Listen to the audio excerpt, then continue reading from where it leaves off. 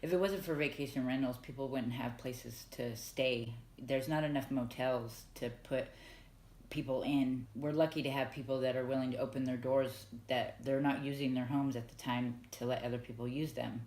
The hotels, they just can't accommodate them the way that they need to be accommodated, and the homes can. We know that the kitchens are the place where everybody likes to congregate and sit, and it's hard to do that in a hotel. When you look at Pacific Grove as a whole and you start looking at all of the various homes, it's only about 3% of the homes that are actually used as short-term vacation rentals. I used to work at a hotel. You know, in the house, you can actually be yourself. In a hotel, you can't. You're like walking on eggshells. It's different when you stay in a home, it's more soothing.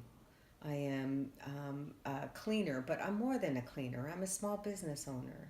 And it's really important for me to be able to work in the town I live in. It's hard to get these jobs that pay good.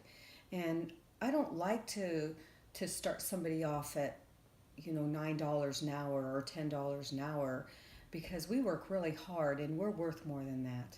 We have to carry on 2 to 3 jobs sometimes just to make ends meet.